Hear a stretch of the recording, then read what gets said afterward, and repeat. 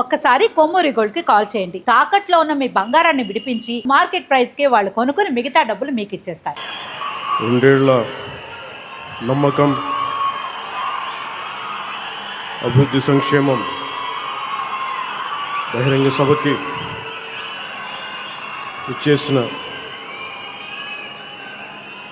సుదీర్ఘమైన పరిపాలనా అనుభవం, రాజకీయ అనుభవం ఉన్న గౌరవ ముఖ్యమంత్రి వర్యులు శ్రీ నారా చంద్రబాబు నాయుడు గారికి నా హృదయపూర్వక నమస్కారం. గౌరవ కేంద్ర పౌర విమానయాన శాఖ మంత్రివర్యులు శ్రీ కింజారపు రామ్మోహన్ నాయుడు గారికి నా హృదయపూర్వక నమస్కారం. గౌరవ కేంద్ర కమ్యూనికేషన్లు మరియు గ్రామీణాభివృద్ధి శాఖల సహాయ మంత్రివర్యులు డాక్టర్ పెమ్మసాని చంద్రశేఖర్ గారికి నా హృదయపూర్వక నమస్కారం. భారతీయ జనతా పార్టీ రాష్ట్ర అధ్యక్షులు శ్రీ పివిఎన్ మాధవ్ గారికి, గౌరవ సమాచార సాంకేతిక ఎలక్ట్రానిక్స్ కమ్యూనికేషన్స్ మరియు రియల్ టైమ్ గవర్నెన్స్ శాఖ మంత్రివర్యులు సోదరులను శ్రీ నారా లోకేష్ గారికి నా నమస్కారం. గౌరవ శాసనసభ్యులు చంద్రగిరి నియోజకవర్గం శ్రీ పులివర్తి వెంకటమణి ప్రసాద్ గారికి నా హృదయపూర్వక నమస్కారం. జనసేన ఈ కార్యక్రమంలో పాల్గొంటున్న సహచర మంత్రివర్గ సభ్యులకి, శాసన మండలి మరియు శాసనసభ సభ్యులందరికీ, ప్రజాప్రతినిధులకు, నాయకులకు, అలాగే ఇక్కడికి విచ్చేసిన ప్రజలందరికీ, మీడియా మిత్రులకు మరి మీడియా మాధ్యమాల ద్వారా ఈ కార్యక్రమాన్ని వీక్షిస్తున్న ప్రజలందరికీ నా హృదయపూర్వక నమస్కారం. ముందుగా ప్రధానమంత్రి గారు సుదీర్ఘమైన కాలం పరిపాలనలోకి ఉన్న ప్రధానమంత్రిగా భారతదేశంలో మొట్టమొదటిసారి అన్ని రికార్డులను అధిగమించి, అంతకుముందు జవహర్లాల్ నెహ్రూ గారి సుదీర్ఘమైన వారి రూలింగ్ని కూడా అధిగమించి ఈ రోజున గౌరవ ప్రధానమంత్రి శ్రీ నరేంద్ర మోడీ గారికి కూటమి సభ్యులందరి తరపున, కూటమి ప్రభుత్వం తరపున వారు దిగ్విజయంగా అందరినీ సర్పాస్ చేసి ప్రీవియస్ మన ప్రధానమంత్రులైన జవహర్లాల్ నెహ్రూ గారిని కూడా సర్పాస్ చేసి ఆయన ముందుకెళ్ళి సుదీర్ఘకాలంగా సేవ చేస్తున్న ప్రధానమంత్రిగా ఖ్యాతికెక్కిన ప్రధానమంత్రిగా నరేంద్ర మోదీ గారికి మరోమారు నా ధన్యవాదాలు, మరోమారు నా శుభాకాంక్షలు తెలియజేస్తాను. ఈ కార్యక్రమం 9వ తారీఖు జరగాల్సిన కార్యక్రమం, కానీ ఆ రోజున దురదృష్టవశాత్తు ప్రైవేటీకరణ కాకుండా ఆపుకున్న మన ఎన్డీఏ ప్రభుత్వం, నారా చంద్రబాబు నాయుడు గారి నాయకత్వంలో, ప్రధానమంత్రి గారి ఆశీస్సులతో, ఎన్డీఏ సమిష్టి కృషితో స్టీల్ ప్లాంట్ ప్రైవేటీకరణ కాకుండా ఆగింది. దురదృష్టవశాత్తు ఒక బ్లాస్ట్ జరగటం వల్ల 8 మంది నిండు ప్రాణాలు కోల్పోవటం, ఆ రోజున గౌరవ ముఖ్యమంత్రి గారు ఫోన్ చేసి మాట్లాడుకున్నాం.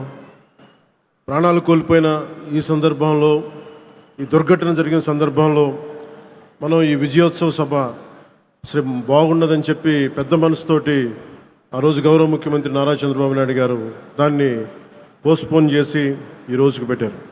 మనస్ఫూర్తిగా అలా నిర్ణయం తీసుకున్నందుకు వారికి ఈ సభ తరపు నుంచి ఈ వేదిక తరపు నుంచి మనస్ఫూర్తిగా వారికి నా ధన్యవాదాలు తెలుపుతా ఉన్నాను. ప్రజాస్వామ్యంలో అంతిమ న్యాయ నిర్ణేతలు ప్రజలే. ప్రజలు తమ తీర్పు ద్వారా దేశం కానీ రాష్ట్రం కానీ ఎటువైపు నడవాలో నిర్ణయిస్తారు. అటువంటి ప్రజలు బలంగా మాట్లాడినప్పుడు అది కేవలం ఒక రాజకీయ నిర్ణయం కాదు, ఒక సందేశం, ఒక హెచ్చరిక, ఒక దిశానిర్దేశం అవుతుంది. 2024లో ప్రజలు ఒక రాజకీయ సంస్కృతిని తిరస్కరించారు, భయాన్ని తిరస్కరించారు, అహంకారాన్ని తిరస్కరించారు, అధికారమే అంత అన్న భావజాలాన్ని తిరస్కరించారు. ప్రజాస్వామ్యంలో ప్రజల కంటే ఎవరు పెద్దవారు కాదని మరోసారి గుర్తు చేశారు.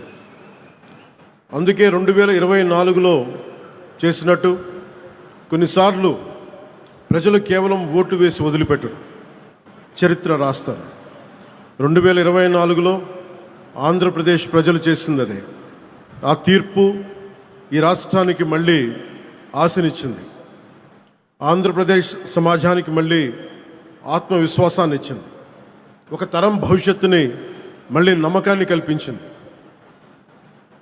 ప్రజలు మౌనంగా కనిపించిన అవసరం వచ్చినప్పుడు చరిత్రని మార్చగలరని మరోమారు నిరూపించిన సందర్భం అది. 2 ఏళ్ల క్రితం మీరిచ్చింది కేవలం అధికారం కాదు, ఒక బాధ్యత. ఆ బాధ్యతని గుర్తుంచుకుంటేనే ఈరోజు మీ ముందుకు వచ్చాం. ఈ చారిత్రక విజయానికి కారణమైన ప్రతి కార్యకర్తకి, ప్రతి నాయకుడికి, ప్రతి మహిళకి, ప్రతి రైతుకి, ప్రతి యువకుడికి నా హృదయపూర్వక కృతజ్ఞతలు. ఈ విజయం కేవలం తెలుగుదేశం పార్టీదో, భారతీయ జనతా పార్టీదో, జనసేన పార్టీదో కాదు, ప్రజల విజయం ఇది. ఇది అహంకారం విధ్వంసంపై ప్రజాస్వామ్యం సాధించిన విజయం. ఈ కూటమి ఆంధ్రప్రదేశ్ పునర్నిర్మాణం కోసం ఏర్పడిన కూటమి. ఈ కూటమి అధికారాన్ని పంచుకోవడానికి కాకుండా బాధ్యతని పంచుకోవడానికి ఏర్పడింది. దేశానికి ప్రధానమంత్రి శ్రీ నరేంద్ర మోదీ గారి దూరదృష్టి, రాష్ట్రానికి ముఖ్యమంత్రి శ్రీ నారా చంద్రబాబు నాయుడు గారి అనుభవం, ప్రజల ఆకాంక్షలను ప్రతిబింబించే జనసేన సంకల్పం, ఈ 3 శక్తులు కలిసినప్పుడే ఆంధ్రప్రదేశ్ పునర్నిర్మాణానికి బలమైన పునాది ఏర్పడింది. కూటమిలో జనసేన 21 సీట్లతోటి సర్దిపెట్టుకునే సందర్భంలో చాలామంది వివిధ రకాలుగా విమర్శించారు.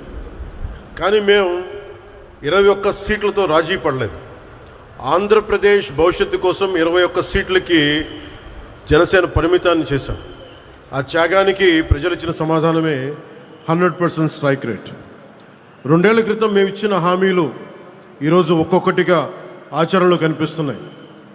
పెరిగిన వృద్ధాప్య పెన్షన్లు, మహిళలకి ఆర్థిక భరోసా, ఉచిత గ్యాస్ సిలిండర్లు, మహిళలకి ఉచిత బస్సు, రైతులకి అండా, అన్నా క్యాంటీన్లు, విద్యకి ప్రాధాన్యత, యువతకు ఉపాధి అవకాశాలు. మేము చెప్పింది ప్రతిదీ ఆచరించి బలంగా ముందుకు తీసుకెళ్తా ఉన్నాం.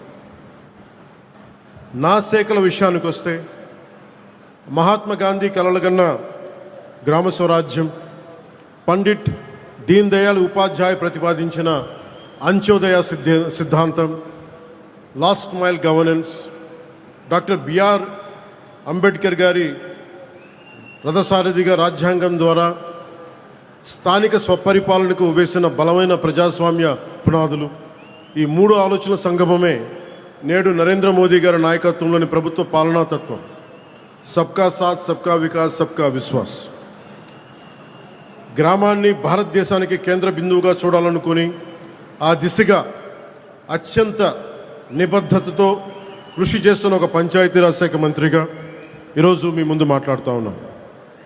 ఒక పిల్లవాడి భవిష్యత్తు పాఠశాలలో ఎలా నిర్ణయించబడుతుందో, ఒక దేశ భవిష్యత్తు అదేవిధంగా గ్రామంలో నిర్ణయించబడుతుంది, గ్రామ పంచాయతీలో నిర్ణయించబడుతుంది. ఒక రైతు ఆశ, ఒక మహిళ ఆత్మవిశ్వాసం, ఒక యువకుడి ఉపాధి, ఒక కుటుంబం ఆరోగ్యం, ఇవన్నీ మొదటిగా గ్రామ పంచాయతీ ద్వారానే ప్రభావితం అవుతాయి. ఎందుకంటే ప్రజల జీవితాలకు అత్యంత దగ్గరగా ఉండేది ప్రభుత్వంలోని ప్రాథమిక గ్రామ పరిపాలనా వ్యవస్థ. అందుకే ప్రపంచవ్యాప్తంగా ప్రజాస్వామ్య పరిపాలనలో ప్రిన్సిపల్ ఆఫ్ సబ్సిడారిటీ అనే సూత్రాన్ని అనుసరిస్తారు. ఈ సూత్రం చెప్పింది చాలా సింపుల్. ఏ పనిని ఎక్కడ అత్యంత సమర్థవంతంగా ప్రజలకి అత్యంత దగ్గరగా చేయగలమో ఆ పని అక్కడే జరగాలి.